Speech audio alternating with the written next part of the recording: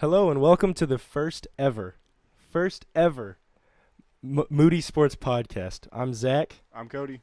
and we're just here to talk about sports. We're not going to be very good at it, being honest, It's going to suck. but we're just having fun, man. So, let's start with what's important. A little bit about us. We're two college students. Don't know a lot about much, but one thing we do love, both in common, is the city of Houston and the sports around it.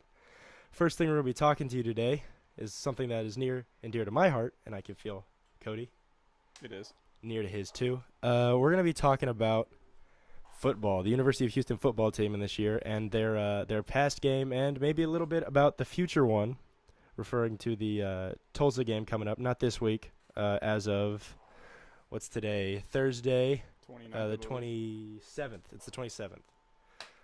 Today, we're going to be referring to the one coming up against Tulsa, which is October 4th, which is a home game. So hopefully we'll get some people out there. Just hoping.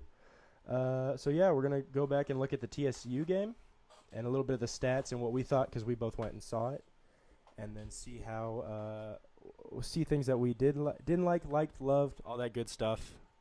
And yeah, so starting out, I guess we'll talk about the thing that we did well, and that was the offense. What did you think about that? In overall, the offense just dominated TSU's defense. And in total, they had 671 yards versus TSU's 338, so twice their yards.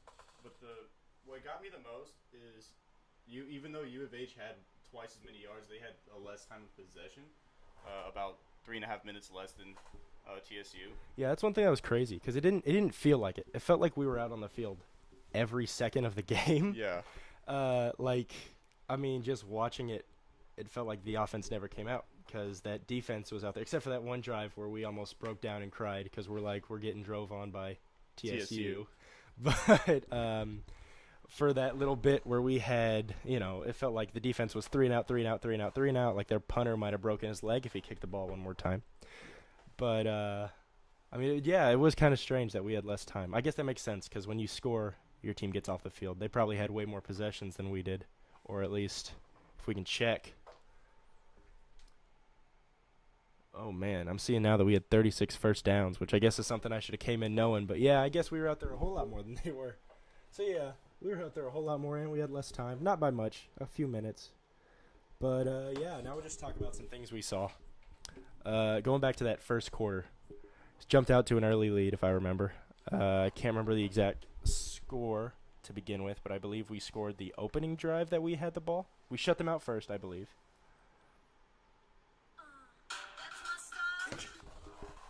Sorry about that. We're getting ads. Sponsored by. Yeah. No, I'm kidding. See. Yeah, started out with a quick touchdown by us, but it began, with TSU. They started with the ball, didn't get anything going, which, is what we hope for when we have the best defensive player in the nation, Isaiah Chambers, and alongside him, Ed Oliver. I believe Ed Oliver is Accoutrement to the... I think Ed Oliver is the best defensive player. But. No, oh yeah. That's one thing I've been saying, is that I think we have probably the best defensive front in our conference for sure. Probably competing with UCF and USF maybe. I haven't checked in on them too much. But those are two very, very good teams, which you'll never hear me say again. But yeah, competing with them, we have one of the best. It's just everywhere around that defense is not great, is being kind in that regard. I think part of it has to do with the defensive coordinator as well. At least me personally, I enjoy blitzes and blitzing a lot. So the quarterback has less time to react and has to worry about a 250-pound linebacker running at his face. Oh, man, wouldn't that be the dream if we blitzed more than 3 guys? You know what would be the dream? If we blitzed more than they could block. Ooh, then that way we're almost guaranteed a quarterback. Hold up. Are you saying – okay, so this is a new idea to me. But are you saying to beat the other team's offensive 5, we have to send more than that? We have to send at least 6. Now, this might be – hold up. Give my pen and notepad. If you include the running back, 7. I know it's a confusing process, 7 is greater than 6. Last time I checked. So if you blitz more than they can block, there's going to be someone unblocked. Yeah. I like the one thing I like, and I hear criticism all the time about this idea, because been on the U of H message boards a little bit, and those guys are always the best, and they're real nice. That's a little bit of sarcasm for you, but one thing that people say is people that are defending our U of H coordinators, which is fine, everybody deserves their side. But one thing they're saying is, well, if you blitz 7, we got 5 guys in coverage, and our cornerbacks. We have 4 guys in coverage. You're right, 12. My bad. If you're 11? 77, we have 4 guys in coverage. Our cornerbacks are not great, and they will get beat. So one thing about that is that we're not even doing that well. Yeah. We're not covering well at all. Going back a week or two ago, I know it's one of the most high-powered offenses to ever exist in football history, but Tech's offense, I think they came off the field once without a touchdown. They scored 63 on us. Yeah. And the worst part, in some cases, the way you look at it, we only lost by 14. So if you think about that, if our defense stopped the ball. It's quite clear what we're struggling twice. at. Yeah. In that game, we had 8 guys in coverage on most plays. We sent a 3-man rush, having Defensive Player of the Year, all sorts of awards, yada, yada, yada. You've heard it a million times. Ed Oliver getting blocked by 3 guys. And then the quarterback sitting back there with about a year to 7 seconds, 10 about seconds. A year to throw, yeah, I mean, bought a house, paid off half his mortgage, did all that had in a kid, time. Watched him go to college. All that stuff. He probably went to the game, like that same play. he had his kid and then he up threw in the it. Stands. Yeah, and to wide open receivers that weren't covered because we had, watching the game, they had 2 or 3 guys in short coverage right behind the defensive line that just kind of, I guess, were. That'd be the linebackers. Yeah. Linebackers, yeah, and they were playing. What essentially winded up to quarterback spies. Yeah, 2 that's what to I would 3 say. of them, but that's not what they were supposed to be doing. I guess they were supposed to be guarding short routes, but that didn't matter because they threw to, I can't remember his name. I don't have it up in front of me, and I'm not committed to other teams, but they had that real tall receiver. With guys 7 yards off. He broke the school record for yards in a game, I believe. Which that doesn't surprise me at all. I'm sure he made it to a record they'll never. The thing that got me they'll never reach. The thing that got me the most was it was all short. 90% of their passes were short patterns, and we couldn't tackle because we were 10 yards off the ball. Yeah, that's also so true. We had to go in, and by the time we got to the player, they can make a football move and get big yardage off of that. Yeah, it was like if you saw what was it? TSU when they came out on that first drive, and the ones after that, especially the one where they got all the way down the field and just couldn't convert on a 4th down, I believe. They did the same thing as Texas Tech did. They went the for fullback 4th. drop. Yeah. Ball. Yeah.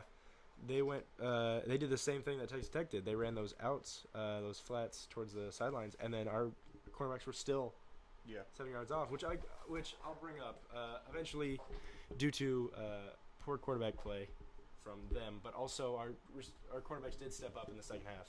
I believe they stepped up tremendously from the first half, and any game we've seen this season. Keep in mind, this is TSU, who even in their own division of football is not great, but still it's football. Those are athletes. Not gonna discount them, at least not yet. Our quarterbacks made some plays. I think we left a little early, but we saw 2 deflections happen that were great ball hawk moves by the cornerbacks, which hadn't been seen. Yeah, which we hadn't seen since last year.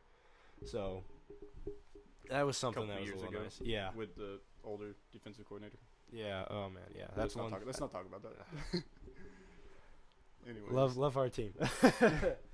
Anyways, just my thought on the defense is we need to be more aggressive and press more along the corners. I understand our corners aren't the best, but if we blitz, the quarterback's gonna have less time to throw, and it's gonna be more likely that he makes a mistake and throws to a covered guy and it ends up being a turnover. Yeah, I get that football is football is, all heart, guts, and glory and all that stuff. But, I mean, a little bit of the X's and O's, which our offense is doing a great job of. Oh, yeah. A little bit of our offense doesn't have a playbook. I didn't know that. They don't have a playbook. They have plays that they run, but they don't have a playbook. So there's not, set, they run audibles the entire time, pretty much? Is that what you're saying? It's based on the defense, what the defense gives them. So let's say, okay. let's say they give a front seven with big guys. They're like, okay, let's just give it out to one of our fast guys along this side. But if they give us a front five, and we have a six blocker, like as a tight end or an extra running back, we run up the middle. That seems kind of crazy because we're a little different because, what we often see. And I love our offense, and they put up, especially this year compared to last year's offense, goodness, they put up a lot of points. But, man, you'll see 40 points a game, something like you'll that. You'll see lots of drives where it is dive, outside screen, dive. All right. No, whatever. We go 3 and out. Might have been one off there, but 3 and outs consistently. But I think because the other team scores so fast, usually on our defense, our offense is able to get lots of chances, so they put up lots of points. Which our offense is. It might sound like I'm complaining about our offense, but compared to last year, oh man, this team is a lot more exciting on offense. Especially because it doesn't seem like we've changed tremendously. If anything, it seems, if you're, a new fan, or even to us who are really good fans of the school, but just, don't know the inner workings, that it seems like we lost weapons from our offense, but they've gotten way better. And I think that's mostly due to our quarterback getting a fresh start and starting from the beginning instead of being thrown in there. And he, open up the playbook a little bit. And to the offensive coordinator, Kendall Briles, who is really reflecting back on old playbooks from He Who Shall Not Be Named, and really opening things up. And he's willing to take chances, going for 4th and 1 at the 50. Yeah, that's kind of ballsy. That's a ballsy move, and I appreciate that. Really, as a fan, it might not make the most sense all the time, but as a fan, it makes exciting football. Another thing about our offense that's improved is our speed. Stevenson, I can't think of his first name right now. Oh man, that guy's Marquez Stevenson. He's number 1 in our conference receiving with 98 or 99 yards a game. Man, that guy is a beast right now. He's a beast. I love watching him because his hands are kind of choppy sometimes, but give or take, it's the beginning of the season. You're going to be a little choppy, but still, he's so fast that they just can't keep up with him. Oh man, yeah, and he's got good size. Anytime you got a receiver that you can just send on a 8, just straight down the middle of the field. It was 8 for us, but yeah, it's a 9. That's a weird route tree you have. It's weird, but the route tree, that guy just goes on a go route. Straight down the middle of the field, and you can just have your quarterback toss it up to him, and that's a 50-50 ball. Mm-hmm. I like those odds, especially when. He's about 5 yards in front of the defender. Yeah, especially when they lead to most of the time they lead to touchdowns either on that play or the next one. It's not even that too. He can make a football move and he's so quick about it that the defender doesn't have time to react. Mm-hmm. If you remember the little flat route he did for one of his touchdowns against TSU, he was one-on-one in the corner, and the corner had no chance to touch him. That's what I was gonna say. He makes the first guy miss. Yeah, almost every time. Almost every time he makes that first guy miss. And then that's what's great because he'll be against a corner, he'll get a 12-yard catch, and then he'll turn it into 30. 40, 50 maybe. Yeah. He's able to, he doesn't see the field as he doesn't see it as small. He sees the whole field. Yeah. He'll go from one side to the other side. If he's in the middle of the field, you don't know if he's going right or going left. He did that against Texas Tech. Mm-hmm. He's just fun, man. Especially because I guess not a huge question mark, but to a lot of people that haven't seen him play last year, a lot of people had a question mark on De'Aaron King being quarterback, trying to get people to football, and especially because a lot of people thought he wouldn't have weapons this year. He's doing crazy great. He's doing great. Last time number 1 passer in the conference right now. Last time I saw him struggle was the first half of the Rice game. Mm-hmm. Well, the entire team struggled, but I understood that was going to happen. It was the first game. Everything was going to be a little skewed here and there because first game nerves, first game mistakes. And Rice had came out of a game before. Mm-hmm, yeah. Granted, against Prairie View, which they barely won, but, just getting that feet wet, getting out of all the jitters. Which, not to create excuses, that first half was not good. Yeah, not at all. First half, we almost had us drinking in the parking lot. at halftime. But man, they would have been chucking stuff. Yeah, they came out in that second half. I don't know. I think the interview afterwards, Applewhite said he's like, "Hey, we can't change what we got. You know, we've only had 2 quarters of football. They've had 6." And he said, "We just got to go out there and play football," which is what he said, and I agree with that. But the part on we can't change what we're doing, I think is just you garbage. can totally change what you're doing. No, that's called adjusting. Well, no, I'm just saying on that in the second half, they changed everything. Oh. They opened up the playbook and went full throttle. I think Kendall got full reins in that second half. Yeah, which maybe he might not have had in the first half, and just went wild. And it was defense greatly improved too. Like I was surprised on that. They let up. Yeah, I want to say 27 in the first half. It was 27-20, and then by the end of the game, it was 38-27 or something like that. They shut them down in the second half. Yeah, they did. It was crazy, especially seeing because that receiver, I can't remember who he was, the receiver for Rice, number 10, I think, who had probably the game of his career. Yeah, guy went off against us, and just seeing that in the first half was disheartening to say the least. But in the second half, the defense, they came out, they shut it down. That was back when I thought maybe that was a fluke that a team like Rice walked all over our defense, and I thought, the second half shows that they're going to stop somebody. I'll be honest, Rice has definitely improved since the previous years. That's one thing I was thinking. Rice is I believe better. it had a lot to do with that offense. That offense is so simple. It's, it might look complex with all the guard pulling, the tackle pulling, stuff like that. Yeah. It's very simple. You have your holes that you dive into, and that's about it. Yeah, they had kind of the run left, run right mentality. Yeah. Even though they did pull out some great passing plays, especially that one. I think it was right before the half. They had like a 2-minute drill or whatever it was, and drove down. Yeah. They made it look like they were probably the 30 or the 40, and they made it look like it was a handoff. And UVH fully expected a handoff. I think it was like third and short, second and short, whatever it was, and everybody was in, and they sent a tight end right over the middle. I'm an adult. They sent a tight end right over the middle, wide open for a touchdown, and that was again like, man, are we about to lose to Rice? But as we said, we pulled it out. But enough about that. A little bit more. Let's move on to the second thing we want to talk about today, and that's the other football team in town, the the local Little League. They had their big game against the New York Giants. Man, the Texans. All right, I know this might be an unpopular opinion in a young season, but I think it's time to roll out the artillery. Let's tank this year, huh? I would say give it one more game. Oh man, they can still finish the season 9-7 and maybe get a wild card spot, but then being last in the division, it's going to be hard to get that wild card spot. Man, and that's the thing. We have to win out in the division to do that against Jacksonville. Yeah. I hate to say this because I despise this team with the Titans are decent this year. It hurts me to say that. I'm not gonna say it. It hurts me to say that. I hear what you're saying, and I'm not disagreeing with you. But you're just not saying it. Those words will not leave my mouth.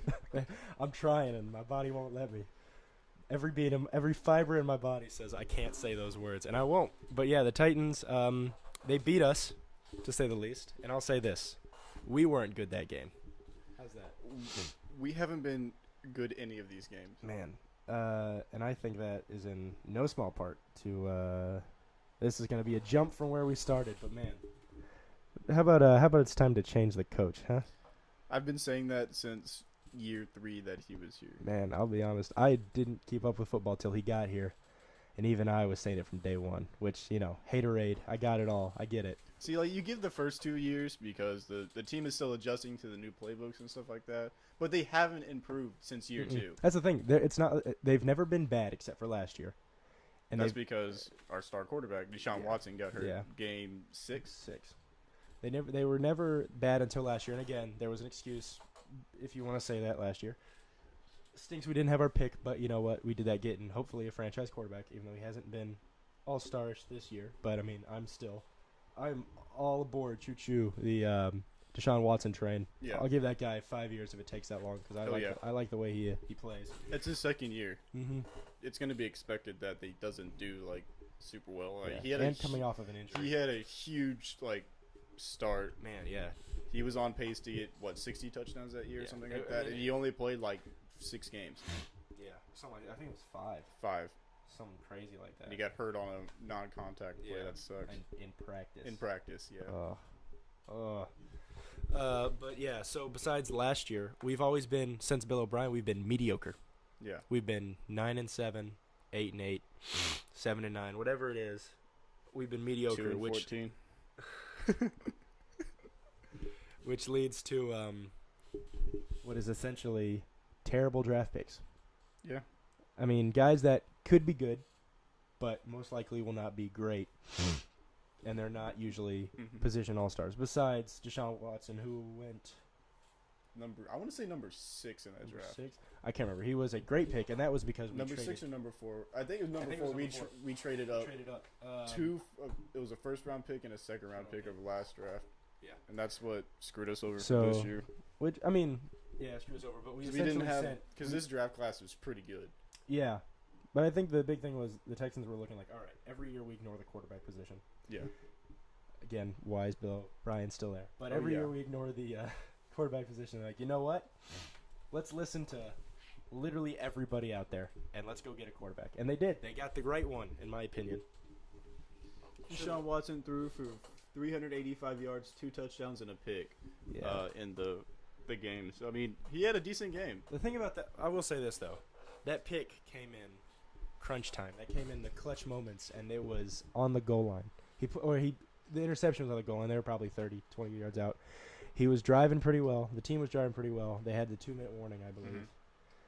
And or some sort of TV timeout. And he came out and he put the ball. I mean, it was terribly underthrown. It was there was no way the receiver was making a play on that ball. Cornerback had it easy, pick, and that kind of sealed the game. Yeah. So yeah, that pick, it's 2-1, not bad if you're just looking at a purely numbers standpoint. And I don't even think it was I mean, obviously it's not a bad game for Deshaun Watson, but there's situational interceptions, and that was probably the worst time to throw that pick. I'll give it to him. He's not having any help from the run game. Our cornerback, I remember seeing the stats earlier, and I'll check them now. It's funny you say that. We have, as of game 2, we had the number 1 run game in the league. Yeah, that dropped quick though, because we had, I think, a total 50 yards rushing this game. 59 yards rushing. Yeah, 50 yards total rushing yards, and that is on 27 attempts. Yeah. Lamar Jackson, I think he had 10 yards on 10 rushes or something. Lamar Miller. Lamar Jackson. Lamar Jackson plays for the Ravens. It's early, and I've got a lot of medicine in me, so give me give me a break, people. But yeah, it was not great. And I'll say this: I haven't been watching a ton of Texans football, but one thing I have noticed is that our offensive line is. I don't know if they did a lot of change in the offseason. Texans is not my main focus. I'm a fan of them, but besides casual. It's about as deep as it gets. I'll be doing better as this year goes on because, I want to do pretty well on this podcast. But offensive line, I think, made some small changes. They got some new, 1 or 2 new linemen, and they got some healthy. They got healthy. That was a big thing. So they look way better than last year. Way better than last year. We had 3 sacks. But, again, when we were tossing the ball that much, I mean, our quarterback put up almost 400 yards. Yeah. 3 sacks is not good, but I will not say it's terrible either, especially because he's still able to have that kind of game. What about J.J. Watt? That man went off. All right, I'm not gonna do what everybody does. I'm not gonna say this is the second coming of Christ, but I will say this: guy's great. Love having him on our team. I just wish, kind of like in the Andre Jordan sense. Andre Johnson. Oh my gosh. It's, you know what it was? I was thinking DeAndre Jordan. Who? DeAndre Jordan. I've never heard of that. Who's the? Oh my gosh. Wow. We have a DeAndre Hopkins. No. I'm talking about basketball. For the Clippers. Oh, yeah, I think it is DeAndre Jordan. For the Milwaukee Bucks. Oh my gosh. I really do have a lot of medication. He plays for the Mavericks now. For the Mavericks. Yeah. I'm sorry. Oh, I'm sorry, people. But I was thinking of his name, and I wasn't trying to mess it up. I almost said DeAndre Johnson, and then I was DeAndre Jordan. Yeah. So Andre Johnson. Oh my goodness, kind of like him. I feel like J.J. Watt's in the same vein where we're seeing wasted talent right in front of us. Yeah. At least Andre Johnson said it right that time. Look at me. I'm a big Improve- Houston fan. Have I already said that? You know, at least with him, they got pretty far. They had some close ones. And then also, even at the beginning of, not the beginning, but, you know, in the first half of J.J. Watt's career, they had those big runs where they got stomped on by the Patriots. Let's But, not talk about that. well, we can now because the Patriots suck this year. Write it down, folks. That's my hot take of the season. If Tom the Brady's reign of Patriots terror lose is- and the Dolphins win, they'll be 3 games behind the Dolphins.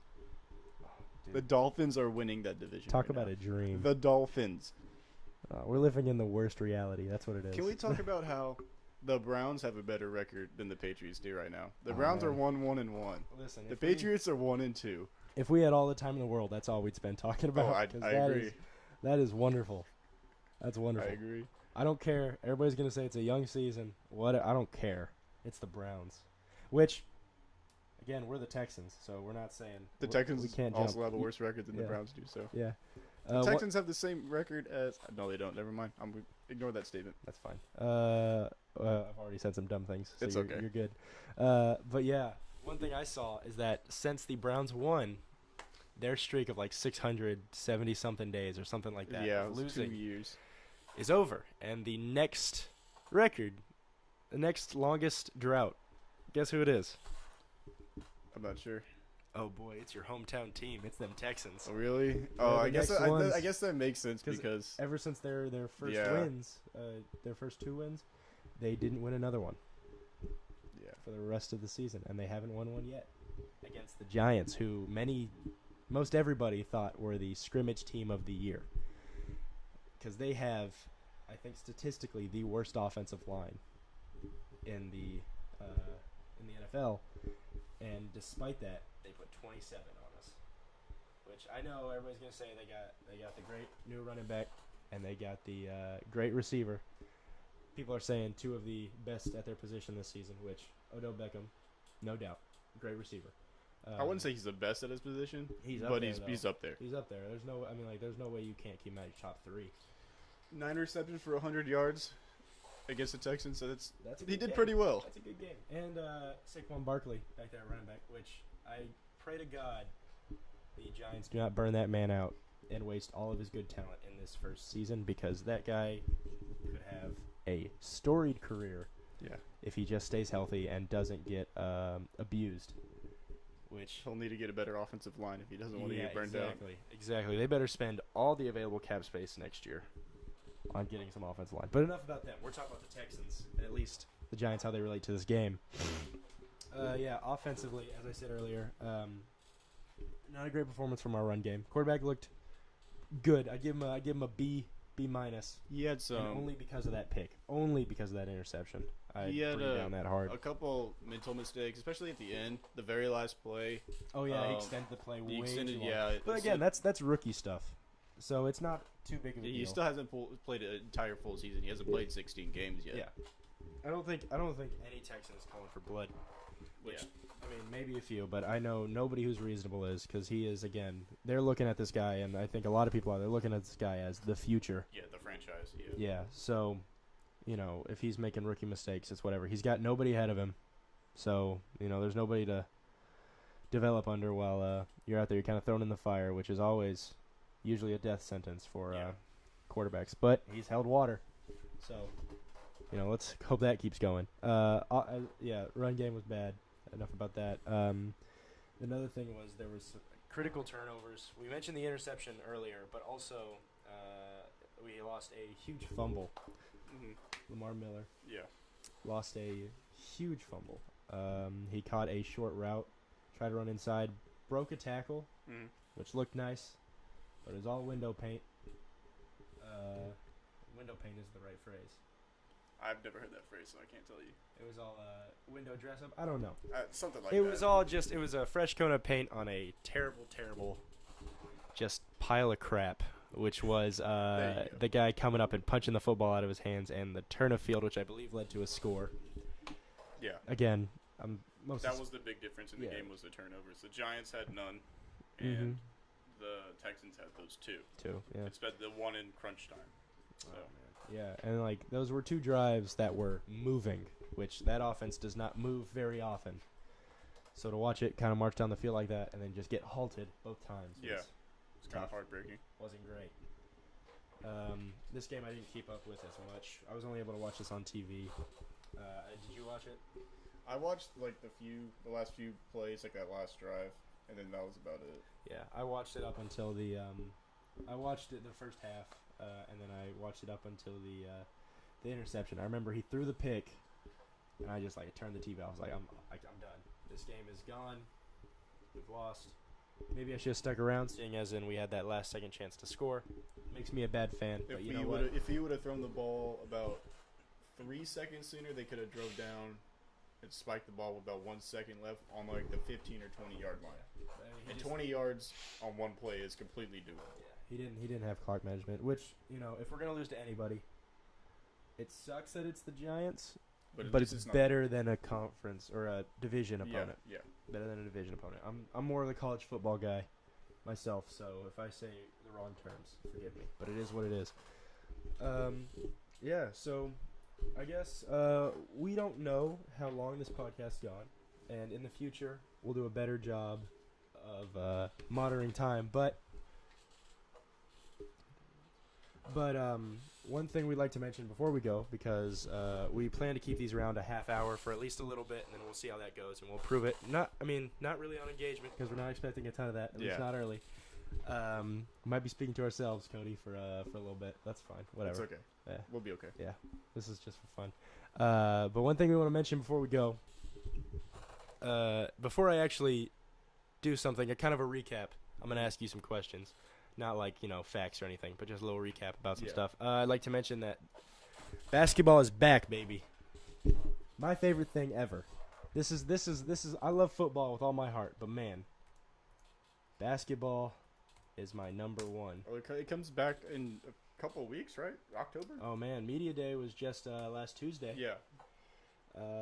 And I know every team's got all the hope in the world, and they're gonna win their division, and they're going to win it all, and they're going to dominate, yada, yada, yada. But, man, the Rockets, that Media Day was great.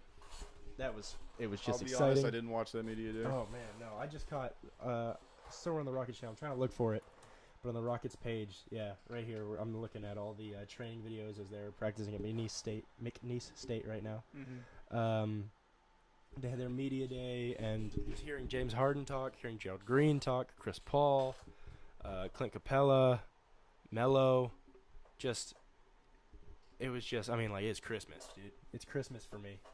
Holy cow. James Harden, I don't remember him saying it during his meet, but I'm sure it was brought up, but I remember him saying it before, is that he's been training this entire offseason. I love Harden with all my heart.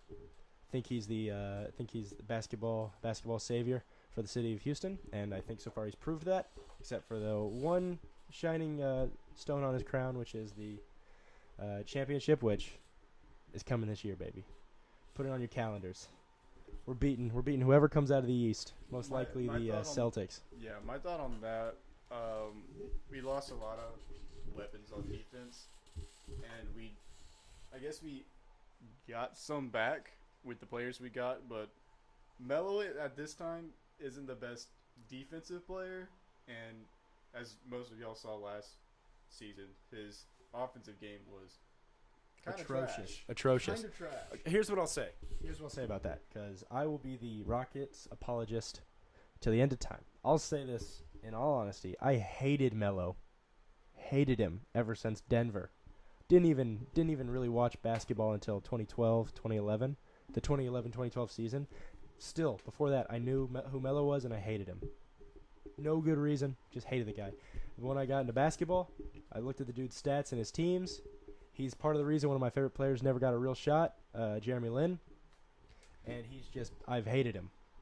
And here he is on the Rockets, and I am gushing at how excited I am to see Melo just explode this season and return to form. Which really says a lot about me as a person. But you know what? I am completely unashamed of that. All right, this is going to be a hot take. Despite all the trash offense he did and even worse defense he did last season, I think he's going to win Sixth Man of the Year this year. I remember you saying that earlier. And I'm going to say it again, and I'm going to keep saying it until he wins it this year. I'll be honest. I bleed red. That's true. You can check. Yeah. And I think you're full of garbage.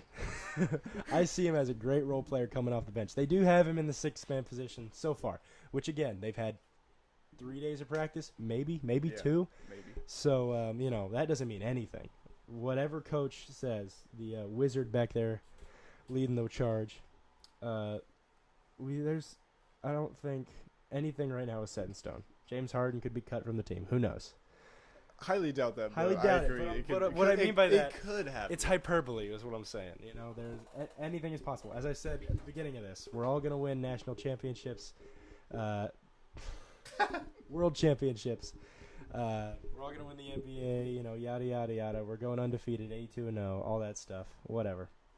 But while I know everybody's sad, myself included, losing Trevor Ariza to go chase that paper, which the man deserves. $15 million, give the guy his due. I get it. I wish we'd have kept him, but hey, get your paper. And also Mute, which wasn't great in the playoffs. His defense is what stood out the most. I don't know if he played in the playoffs, being quite honest, watching that, especially watching the Warriors. Missed layups in the playoffs. That was tough. But also, we don't have that record without him. I think everybody smart can say that. I'm not going to do what I see a lot of people do, and it's just bash the guys that we lose, which not to their fault. It's mostly because everybody who hates the Rockets, meaning everybody else besides Rockets fans, they just said, oh, they lost Trevor Ariza. Now they're going to lose 10 more games than they did last season. He was a big piece of our team last year. But I think he is not a piece that, with the replacements we got, James Ennis and Carmelo Anthony, which Carmelo Anthony is not a great defensive player, straight up. But Ennis is not Trevor Ariza. But, man, he fills the same role, and he's going to do it well, especially in the system we got. I think he is not going to be a huge drop-off, if at all. I think we'll probably see some changes at the beginning of the season, but I think that will go away. And the Rockets do a great job of covering weaknesses, simply because Mike D'Antoni runs a tight roster, and he keeps it short. He keeps a short leash. In those playoffs, he was running 7 to 8 people deep. If that. Mm-hmm. If I remember correctly, Game 5 of Golden State before Chris Paul got hurt, they only ran 6 until the second half. Mm-hmm. And that was with Eric Gordon and PJ Tucker switching out, and that was about it. We saw historically, probably that team probably this I can say with certainty is the toughest competition the Warriors will ever face in their reign ever, besides the 3-1 comeback by the LeBron Jamesers. This Houston team will be the Warriors' only challenge in this. When we look back at the history of the dynasty, the Rockets are the only team there. But in that way, if the Rockets don't win a game here, win a championship, it's going to look like the Jazz versus the Bulls back in Michael Jordan's reign, where it's like, yeah, they were good, but whatever. Not as good as the Bulls. Exactly. Yeah. That's what I'm saying. Yeah, they were a good team, but they didn't do anything, so nobody really talks about them. Oh, that John Stockton guy, whatever. If the Rockets don't win one of these, if they don't steal something, they've got to. People are going to do that to this team, and it'd break my itty bitty fragile heart. I believe with all of my heart, if Chris Paul did not get hurt at the very end of Game 5 of the Western Conference Championship last year, the Rockets would have won Game 6 and beat the crap out of Cleveland just as Golden State did. I dream about that every night. I do. I truly do. Sometimes it's a good dream. Sometimes it's a nightmare. But, yeah. 90% of the time it's a nightmare for me. All right, one more thing before we go because we're about to leave. But just a quick little touch. Hey, man, what's up? One more thing before we go is also that the other Houston basketball team, the one that nobody seems to know about, the Houston Cougars. Ooh, I'm excited. Oh, man. I'm excited. I don't want to talk about it too much because we're already way past what we said we'd do. But the Houston Cougars are back, and, man, I'm excited about this year. But that's enough about that. Super excited. Oh, yeah. That's enough about that. All right. So We're going to log off. We're going to get off. We don't know much about this. We're new to this field. But real quick, we have a Twitter, the Moody Sports Podcast. Go ahead and check that out. Follow us there if you can. Subscribe, please. Or don't. It's your life. We're just living in it. Whatever. But, it'd be great to us simply just because it makes us feel better. But if you don't want to do that, that's fine. Whatever. All right, Cody, any final words? No, I got nothing. All right, man. This has been fun. This is the first inaugural episode. Feels good saying that. Yeah. Of the Moody Sports Podcast. And one more thing before we go. This is the last thing. It's just some scheduling stuff. Most times this will be on Tuesdays. Yep. Because we haven't done any editing yet, and we have not done any of this ever. This is the first time doing anything like this. We don't know how long the editing process will take, so we don't know when this will go up. But the plan is to put this out the day that it's made. Yeah. So most days that will be Tuesday. Sometime in the afternoon, most likely. Yeah. And right now this one's up on Thursday, and we'll tell you if changes come. We're college students, so it's bound to happen. Tests, homework, all that stuff, yada, yada, yada. But it is what it is. All right, we really appreciate your time. Probably took up more than we should have, but you know what? We're glad you stuck around anyways. All right, and bye. Bye.